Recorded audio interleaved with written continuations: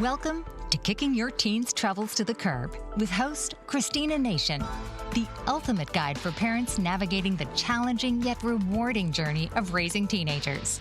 Join your host Christina as she dives deep into the world of adolescence, tackling everything from academic pressures and social dynamics to mental health and independence. So please, welcome the host of Kicking Your Teen's Troubles to the Curb, Christina Nation.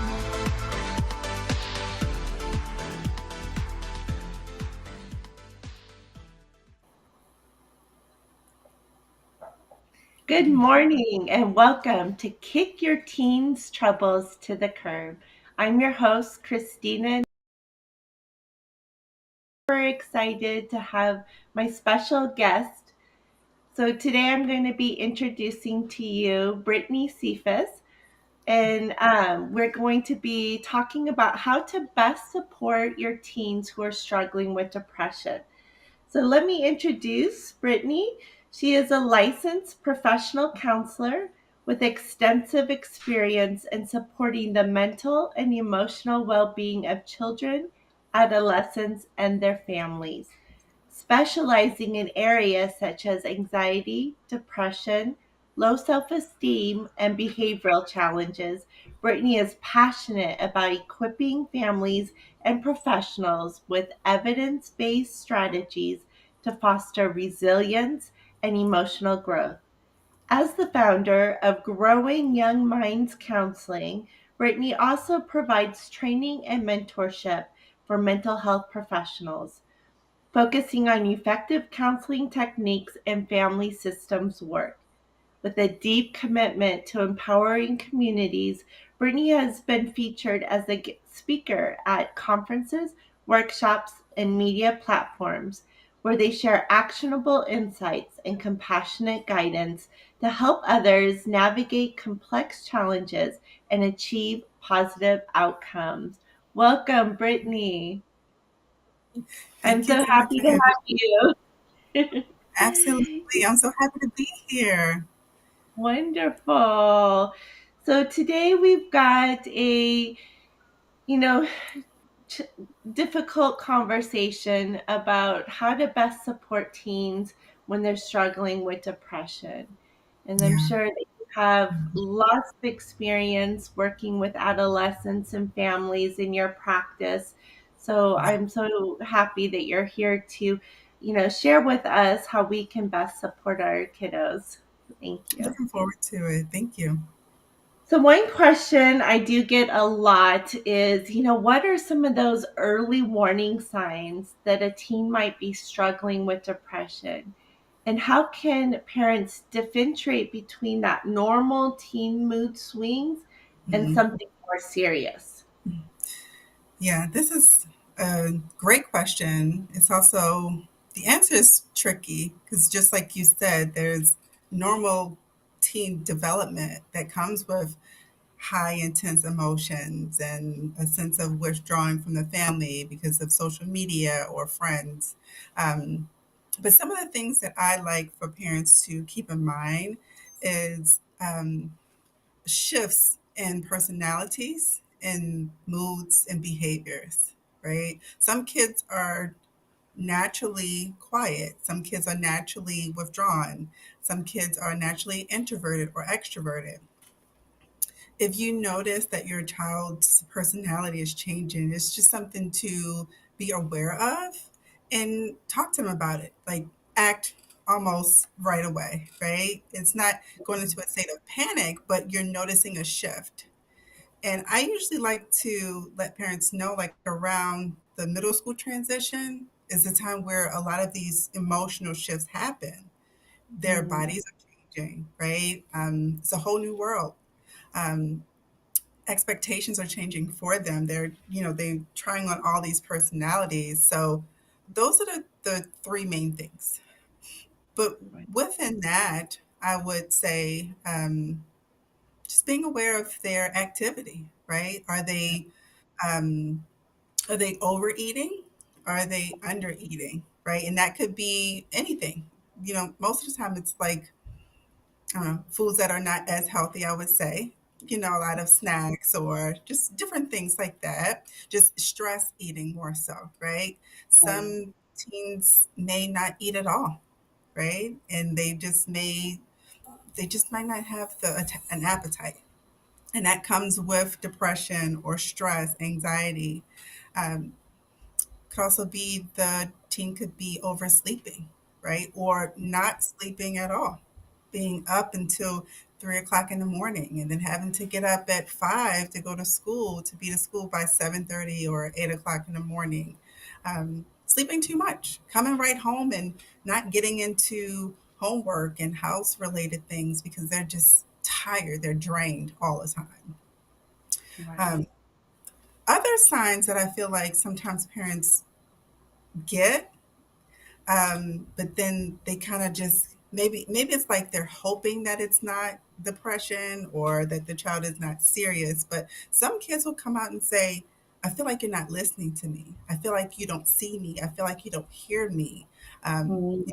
I hate this. The words, the leading into these feelings of doom for kids. I think paying close attention to those things is really important and coming right out and just saying like I want to die. I don't want to live anymore.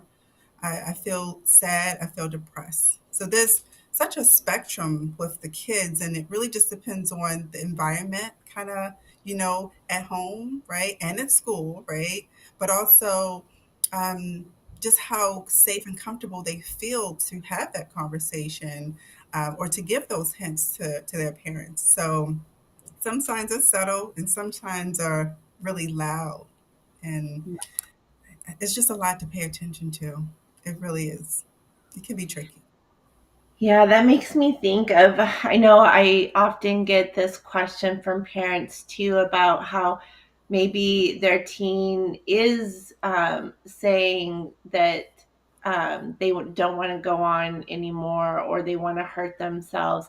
Maybe they're saying this to their friends or or on social media. And then the parents ask me, like, how do you know if they're just trying to get attention or they're serious? Hmm. Hmm. It's a it's an interesting question. I tell parents who I support all the time, whether it's me doing parenting therapy with them or just working with them to support their child at home, um, that you take it seriously, right? And as parents, I mean, I don't think our kids really understand the overwhelm that we have in life on a regular basis. It's draining. But I say take it seriously. And if that means, you take your child to the nearest local crisis center or the nearest ER, let them know that, hey, like, okay, I see you, I hear you. And if it's something that the child is doing to get attention, they're going to go through that process of what it's like to have to go through those procedures so that they are going to remain safe, right? The Right. crisis center is going to do their assessments.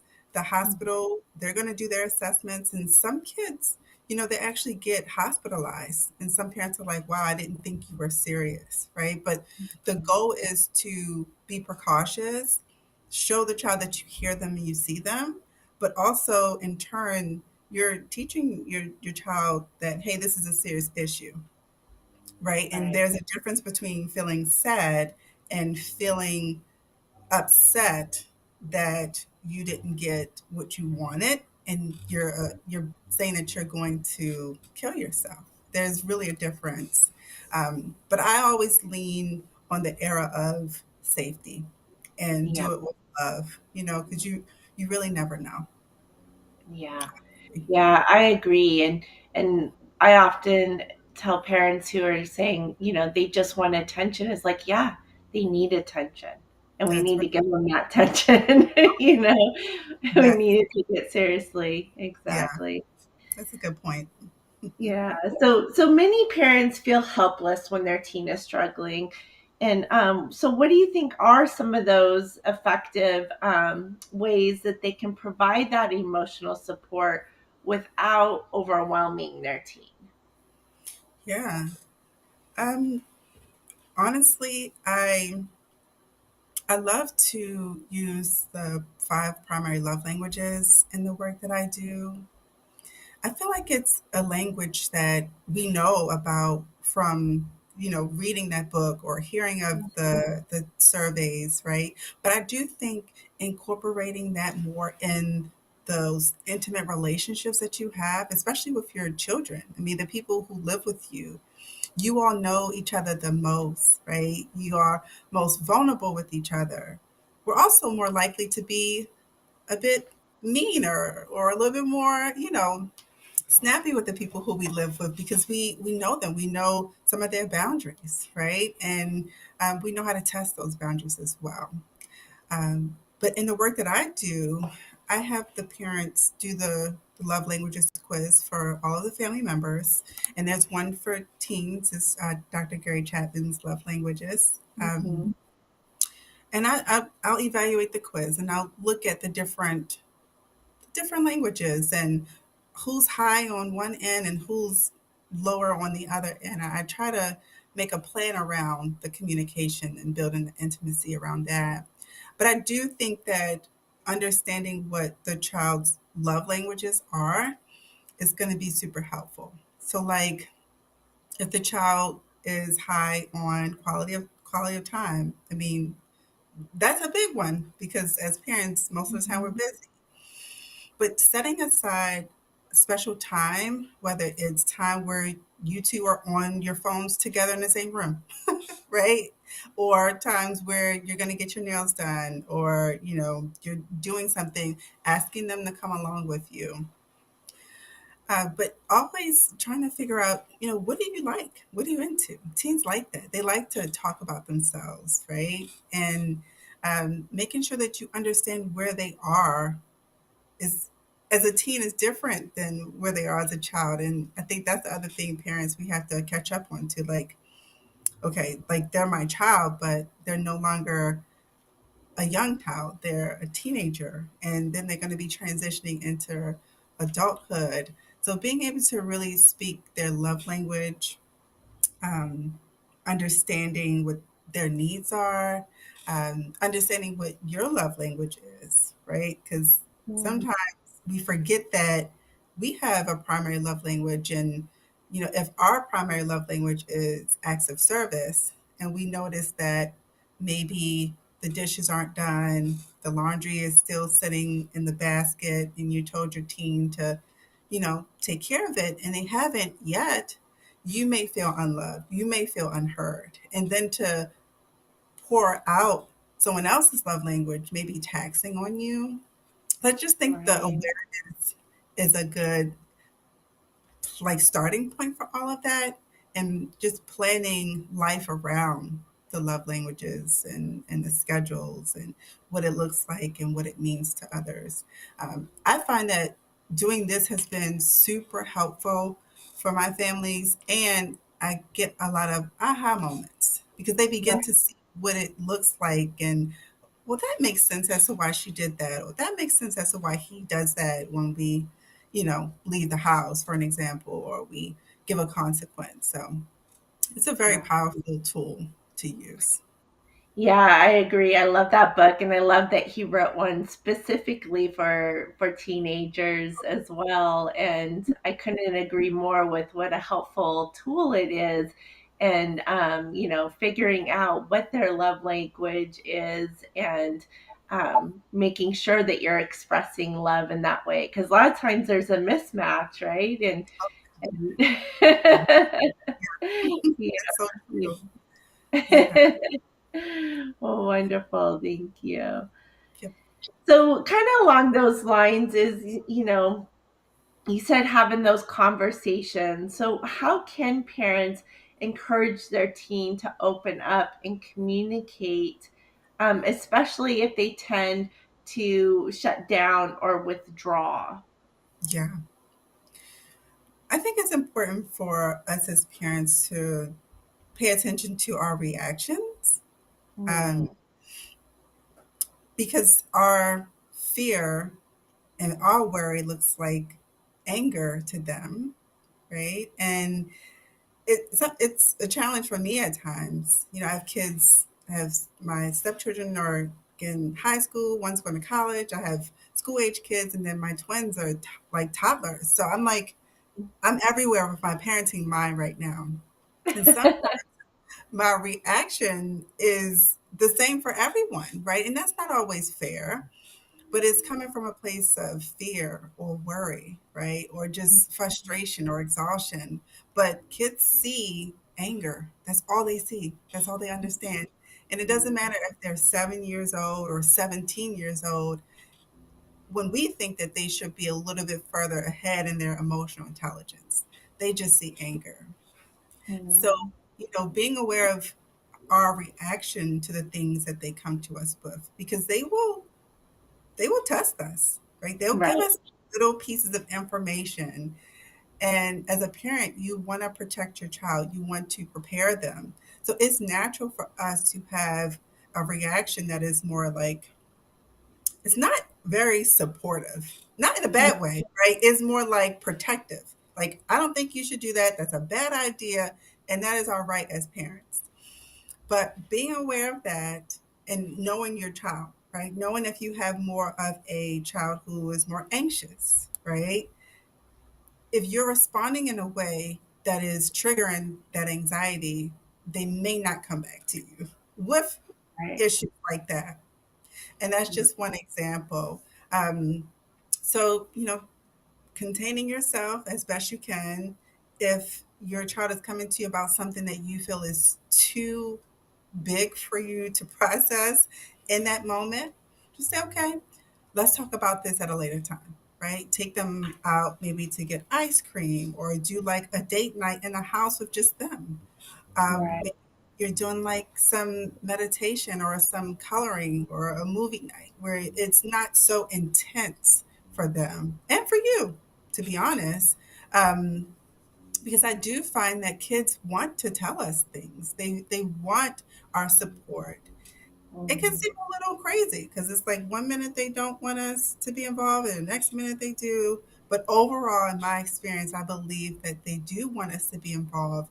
I think that they want it in a less threatening way. I think I can say it like that. Right. Right. Well, I And would love to come back to this question some yeah, more. But first, we're going to take a sponsor break.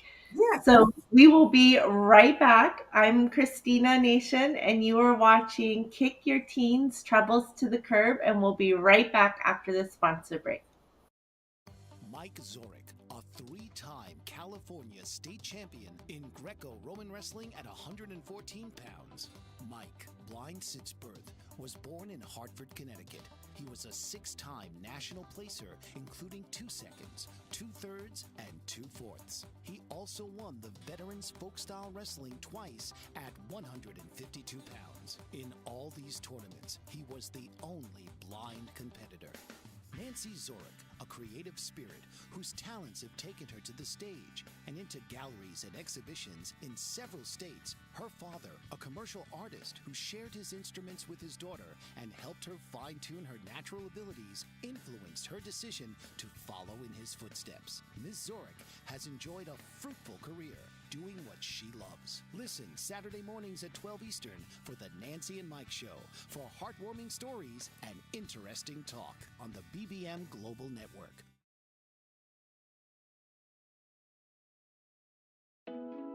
Are you struggling to care for elderly parents or a spouse? Do you wonder if being a caregiver is making you sick? Are you worried about taking time off work to care for elderly parents and balance work, life, and caregiving? Has caregiving become exhausting and emotionally draining? Are you an aging adult who wants to remain independent, but you're not sure how? I'm Pamela D. Wilson. Join me for the Caring Generation radio show for caregivers and aging adults, Wednesday evenings, 6 Pacific, 7 Mountain, 8 Central, and 9 Eastern, where I answer these questions and share tips for managing stress, family relationships, health, well-being, and more.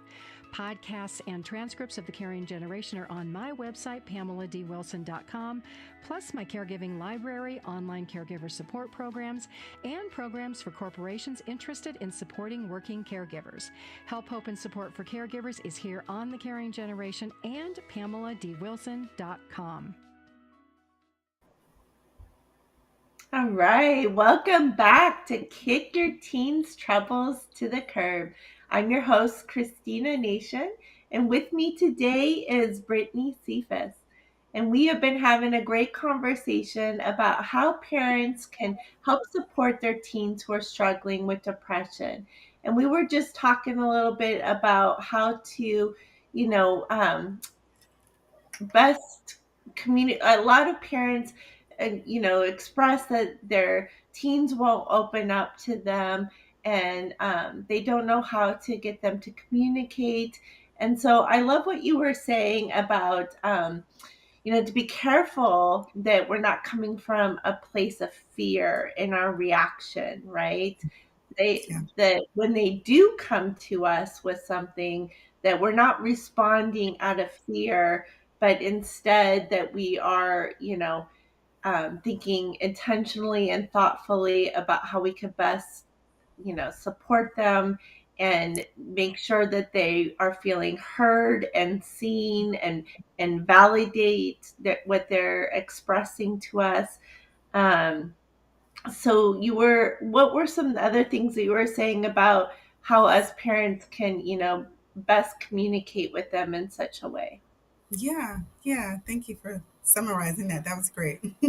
um, so the other thing is, if we're getting to a point where we are feeling overwhelmed in the moment, or we are disappointed, um, or sad, I feel like kids need to see us in that and experience what that's like, because that's how we teach them. Mhm. Um, so, there could be times where parents, we may feel disappointed, and it's okay to say that to your child.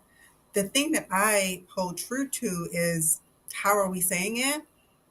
What are we doing when we're saying it? So expressing disappointment is not a bad thing, but to say it in a way where you're doing it with love and it's Right. warm and they feel cared about is different than a more aggressive approach that is not speaking to their love language.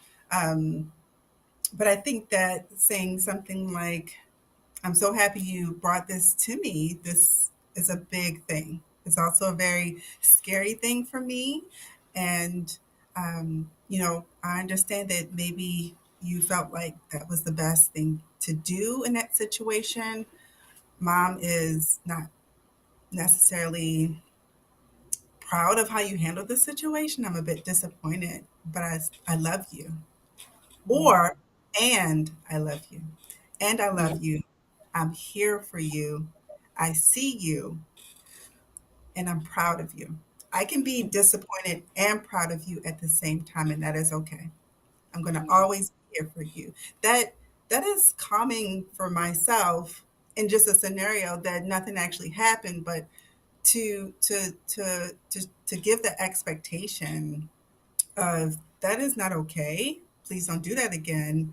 But then to say, I'm here for you in spite of the bad choices you make, and I see you and I love you. I feel like children feel more secure. And then Right. when things do happen again, they will come to you. They may give you a little bit of information to see how you're going to respond, but they'll Right. they'll try again.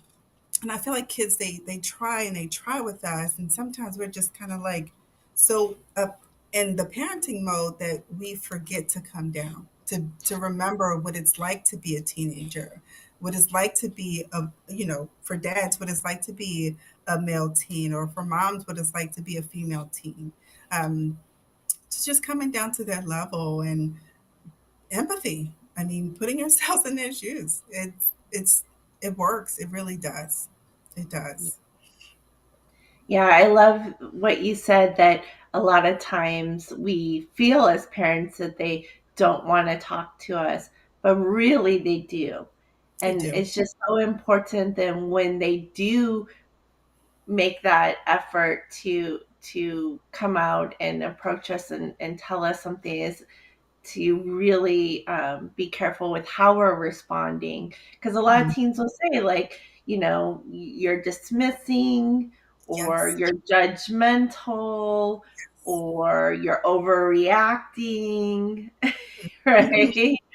That, Right. So or like you you said, don't listen to me. Hmm. exactly. So it's important, like you said, the overacting, I think, is when we're coming from a place of fear. Yeah. So to take that deep breath before we respond, right? Gather ourselves before we respond. And then that, judgmental, a lot of times they're feeling like we're judging and shaming and disappointed. And like you said, it's okay to be disappointed, but Yes. at the same time, validating them as well, and having empathy and understanding that, we all make mistakes, and how Right. can we learn from these mistakes, right? Yeah. That's Yeah. right. That's Yeah. right. Hmm. Yeah. So what are some other common mistakes that parents make when they're, trying to help their teen with depression, but they're struggling to get their teen, or I'm sorry, how can they avoid some other of those mistakes? Yeah. I mean, I would say self care, right? And I know it's such a big topic, and not a lot of parents are afforded the luxurious versions of self care that you see on social media with the bubble baths and the candles and the rose petals, right? I mean, I don't have time for that stuff. It would be Mhm. great, right? But I also think that self care is not a luxury. Like it's really a necessity. And um, as parents, we pour so much into our kids, um, and just trying to make our house safe, and our families thrive just in general. Self care is a must. So taking the time out and planning around self care. I mean, 10 minutes a day doing something that you enjoy, something that bring you calm. Doing it multiple times throughout the day if possible, but at least 1 or 2 times a day can be a good start for self-care.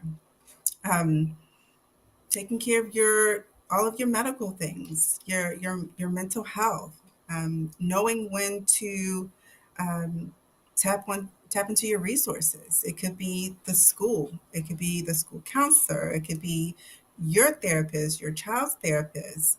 If there are extended family members who live near, tapping into them, if you have a spouse or if you're co-parenting, knowing when to tap out and to tap someone else back in if you've reached a point, because that is healthy.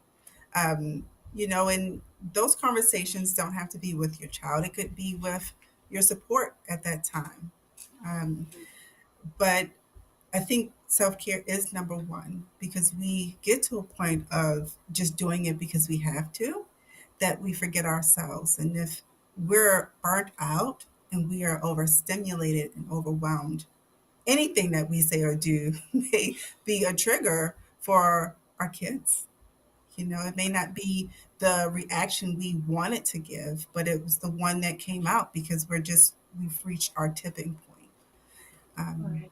so I think that's my one of my most foundational tips for parents. Yes, and I absolutely agree that, when your teen is struggling with depression, that Yeah. it is extremely emotionally draining to Yes. support them. Yeah. So we need to take care of ourselves so that we can be our best for them. And like you said, it doesn't have to be some extravagant thing or very time consuming or expensive. But like my workbook that I just published has, 10-minute activities every day for self-care, just 10 Right. minutes, right? Yeah. Oh, Yeah. and like you kind of touched on too, it starts with just your base, making sure your basic needs are met, right? So making sure Yes. you're getting quality sleep, making sure you're eating healthy, making sure you're getting some exercise, right? That Right. in itself is self-care as well. And Yeah. also what I like to tell parents is, when you have a teen who's struggling, they need to learn self-care for themselves. And so Yes, not only is it a responsibility for yourself to take care of yourself, but to role model that for your teen. exactly. So they are watching you and learning from you. And so they're going to learn their emotion regulation from you. They're going to learn how to take care of themselves from you. And so Yes. it's even more important to implement that self-care practice. Right? I love that you said that. I really Yeah. do. Thank you for mentioning that. Yeah. Yeah. Yeah. All right. So sometimes I hear from parents that their teens are resisting therapy or professional help. So you may Mhm. have experienced this in your practice where they're Yeah. resistant to getting that help or Mhm. participating in that therapy. So what advice do you have for parents who are struggling to get their teens to engage in treatment? Yeah, I'm so glad you brought this up. This is very common. I mean, I see it all the time. It's mostly with teens in my practice. Um, Outside of the ones who request for therapy themselves, but there is a noticeable number of those who are like, no, I don't want to be here. My parent is making me do this. And I cringe hearing that, um, because I get both sides. So if your teen is resistant, it can be multiple things. But if therapy is presented like you're a problem and this is your punishment, not that Hmm. it's said that way, right? But positioned. Something's wrong with you. You need help. I can't help you, or anything kind of leading in that way, then I find that teens are resistant Hmm. because who wouldn't be, right? Like, Right. something's wrong with me. I'm broke. I'm not good enough. My parents hate me. I mean, it gets really dark with their thoughts. And they may not even share with you exactly those thoughts, but they do share them with us. And it's heartbreaking because I know that that's not true. Um, so if therapy is a punishment, then they're resistance. Hmm. Some kids can come out of it, especially if they have a clinician that is trained well, but also wise, right? You know, they know their craft, they know their population, and they understand that at this age is very tricky as a delicate dance with teens. Um, so that would be one example. But sometimes it's just maybe the child isn't really sure what to expect, especially teens who have high anxiety, right? They don't know what it's going to be like talking to a stranger about difficult things. Um, especially if it could be virtual or in person, right? Some kids have social anxiety or performance anxiety, and it's still a thing. Well, I don't want to upset my parents, so, um, knowing where your children are and where what their I don't know what their needs would be, like talking to them about it. Would you be interested in talking to a therapist? Having them research what therapy is, having them research a few different companies. Going through the website and would you like a male therapist? Would you like a female therapist? Right. Those are good conversations where they can be included and it's less threatening because they feel like they're making a choice Right. and they're Right. participating in that. I feel like that's been um, really helpful in those instances. Um, there are some kids or teens that just don't want to do it because they themselves think that therapy isn't going to be helpful, or Mhm. um, you know maybe someone they know is in therapy and they're like it didn't work for them. um, those teens though, with that perspective, I feel like they're more easier to kind of buy into the process because it is individualized. And when they get a chance to meet with their therapist, they begin that rapport building process, which is Right. so crucial. It's very crucial, especially for kids who are just, they're not sure one way or another about therapy. Right. Right. So that kind of brings me to the question of how parents can then help their teen find the right therapist for them, right? Because it's so important. Well, like you said, involving them in the choices and in the process as much as possible so that they do have buy-in.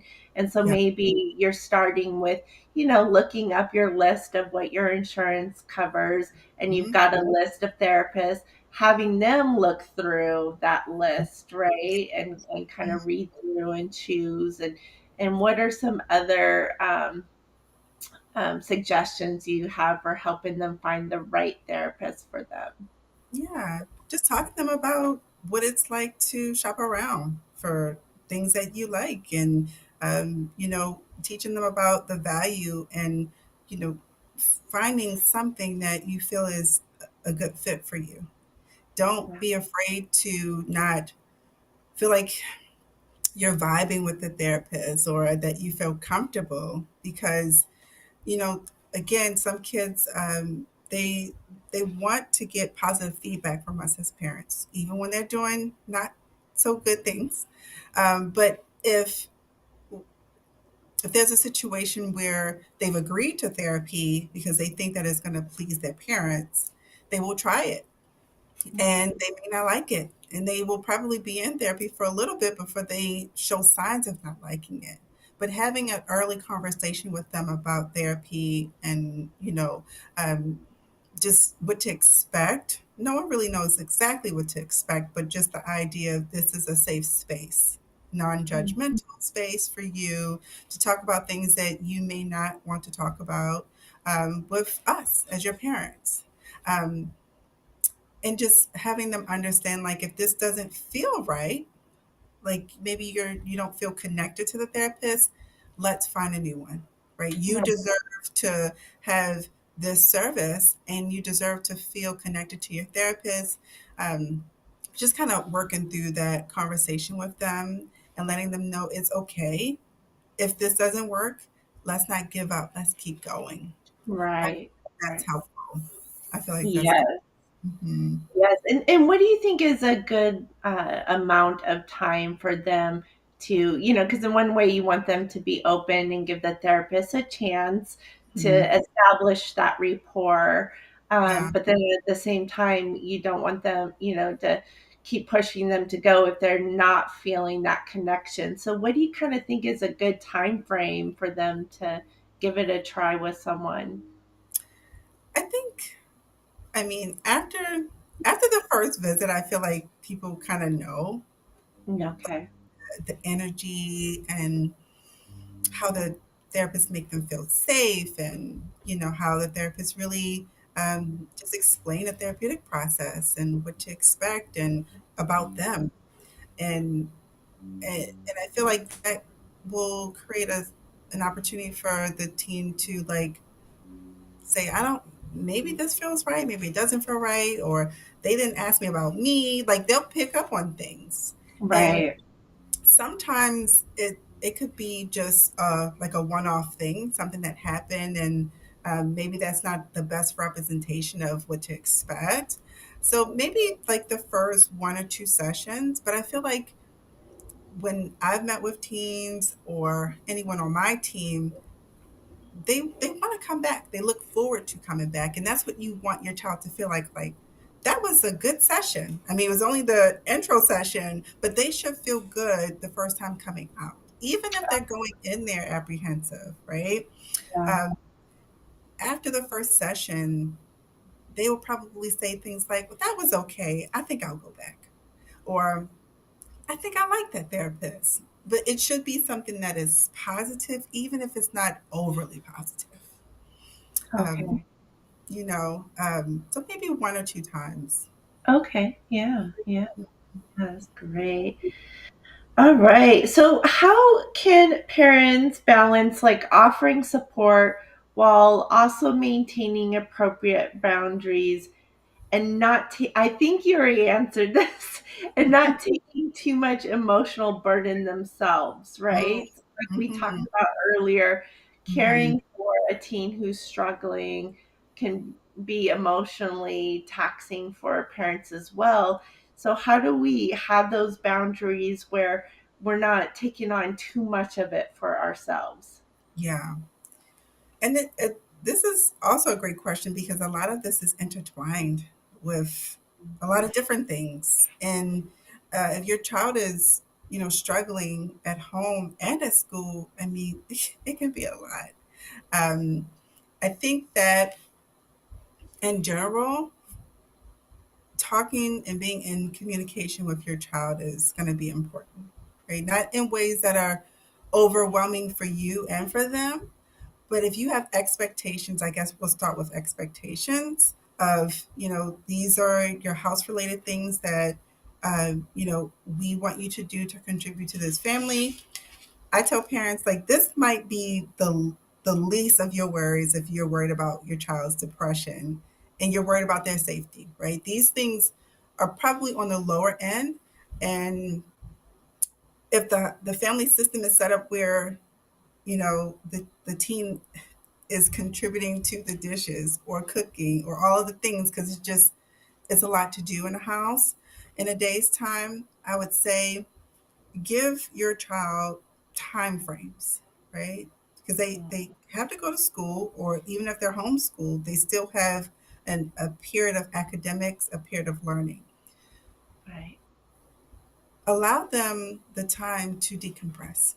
We all need this, even our kids. So give them time frames. I like for this to be done between this time or that time. And however you get it done is okay with me. Just have it done by this time. If you have a high anxiety child, maybe that approach is not so great, but they can also have schedules, even in their individual rooms of the things that they need to do with time frames, just so that it's not so overbearing. And Mhm. if they don't get it done, I mean, it can be frustrating, but give them grace. Yeah.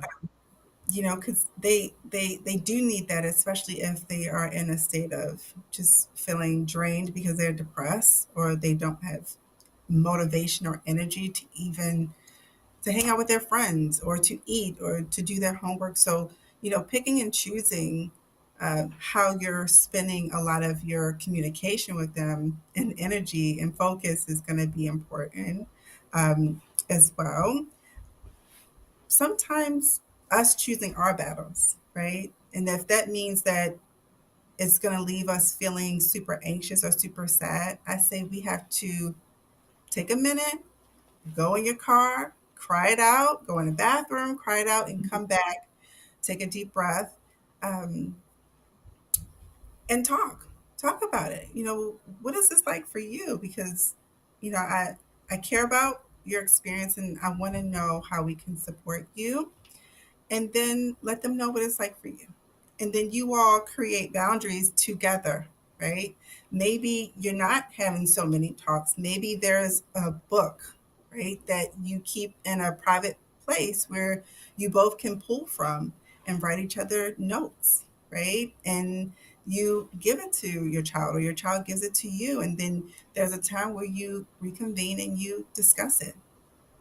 Yeah. um, Showing kids that there's different ways to respond and address issues, it's really making them more masters of their emotions. It's making them better problem solvers. So switching it up a little bit because sometimes things need to be switched up just to kind of create a shift in the home and how your teen is really responding and understanding their experience. And those are some of my main tips that I like to offer. Yeah, yeah, I love that.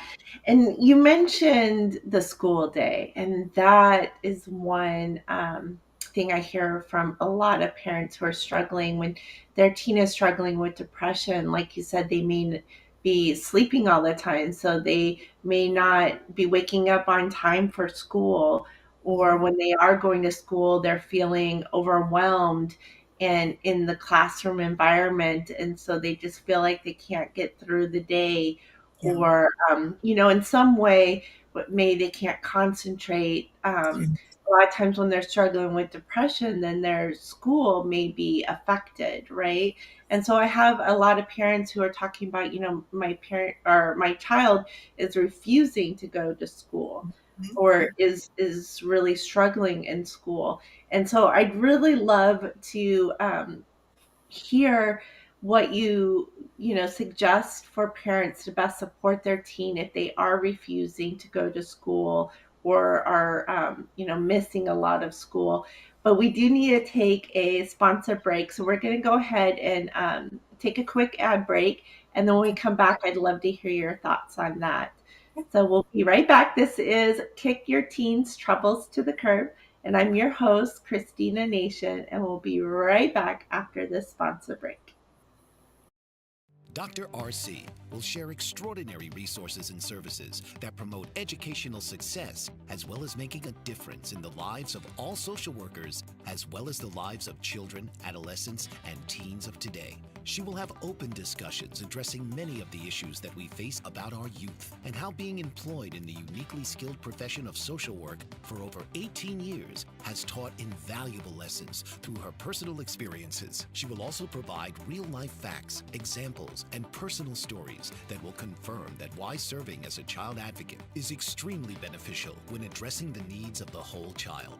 Listen live to Dare to Soar, Saturdays, 10 a.m. Eastern on the BBM Global Network, and tune in radio as Dr. RC will provide thought-provoking information that will empower, encourage, and strengthen students, families, and communities across our nation.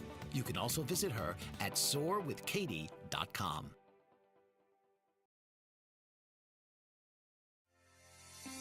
Author, radio show host, and coach John M. Hawkins reveals strategies to help gain perspective, build confidence, find clarity, achieve goals. John M. Hawkins' new book, Coached to Greatness, Unlock Your Full Potential with Limitless Growth, published by iUniverse.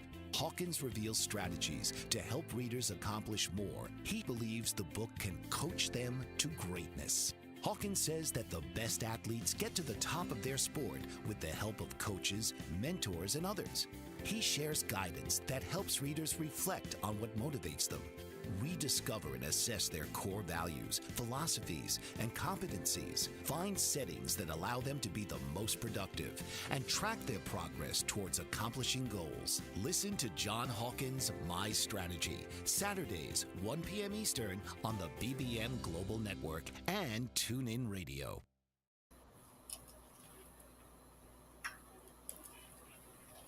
Hello, and welcome back to Kick Your Teens Troubles to the Curb. I'm your host, Christina Nation, and with me today is Brittany Cephas.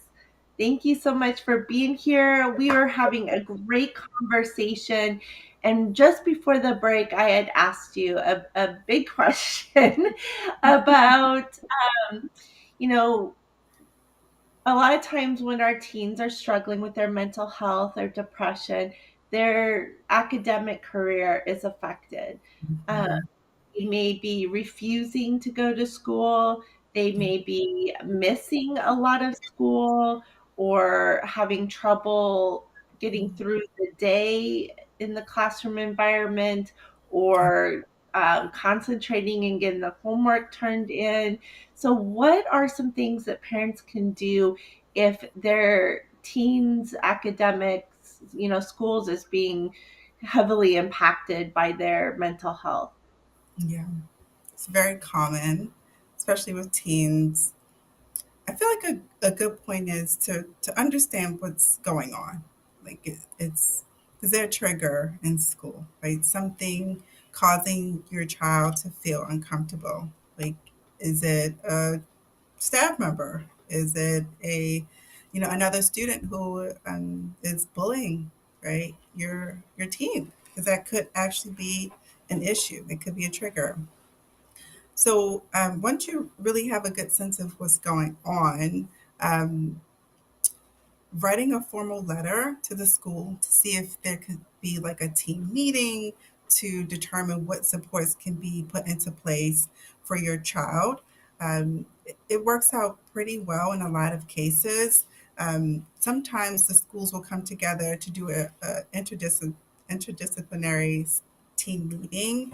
Um, they do require, like in most cases, a formal diagnosis, right? So if your child has a therapist, um, the therapist can write a letter or send in a clinical diagnosis, with your permission, obviously, or to give it to you, to give it to the school. And um, the 504 accommodation plans are good resources to put in place depending on what's happening in your child's school day. So that's one option.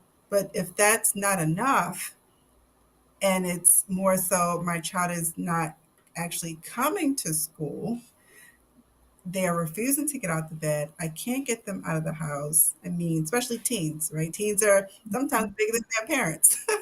Mhm. um, if the depression, for an example, or the anxiety is so severe, there needs to be a bigger conversation.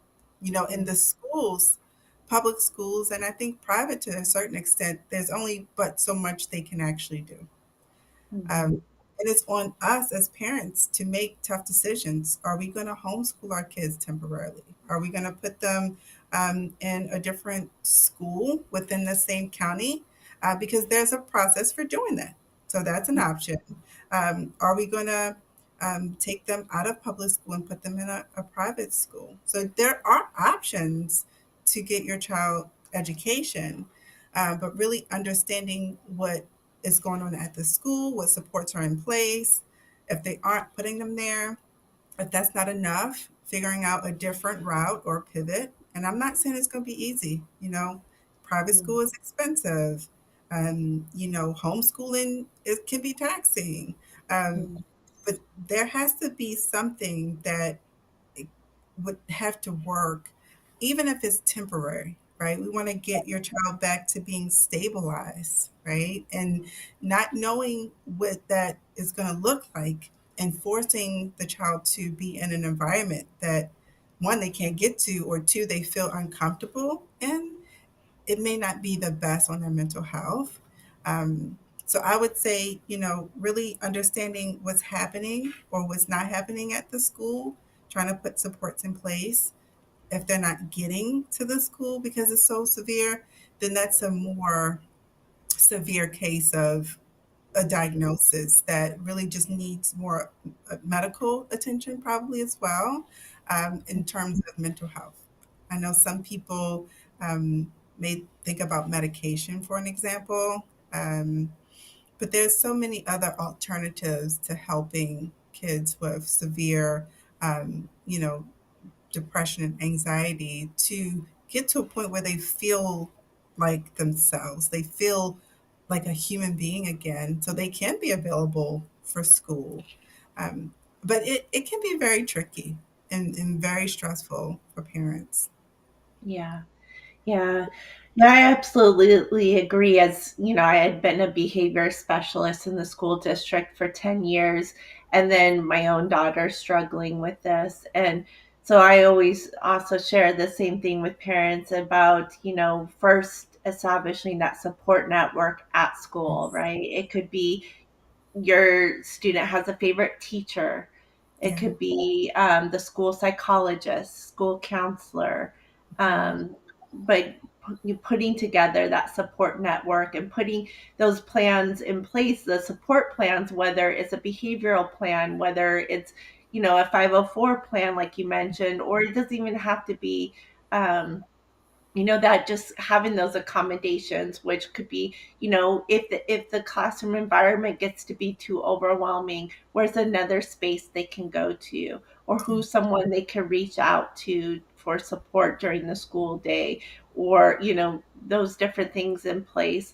And then, like you said, if it is so extreme that they are missing school, then there many alternatives to the regular yeah, schools that you can explore and try, that could help them be more successful. yeah. We could go on and on. This conversation has been so great. but we are running out of time. And so I want to ask you how our viewers can learn more about your practice and the work that you do. Yeah. So my website is www.grow-minds, minds.com. That's where you can find me, my team, just the services that we offer. And there's a contact form in there that you can fill out if you have any questions or concerns. I'm also on Instagram, MRS Brittany Cephas. You can also find me there.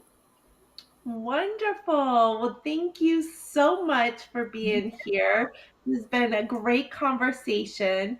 And I just want to let my viewers know as well that um, this topic is very dear to my heart. As you know, I had experienced being a parent of a teen struggling with depression, which is why I wrote my book. If you haven't grabbed it yet, The Power of Everyday Grace, Parenting Teens with Depression. You can find the book and the workbook on Amazon.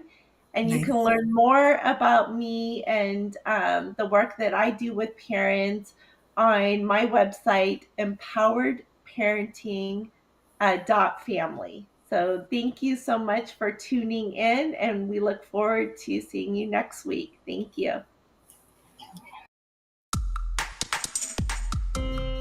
This has been Kicking Your Teens' Troubles to the Curb with host Christina Nation. Tune in each week as Christina features expert interviews, real-life stories, and practical strategies that empower parents to connect with their teens and effectively address their struggles. Here, Tuesdays, 11 a.m. Eastern, on the Bold Brave TV network, powered by B2 Studios.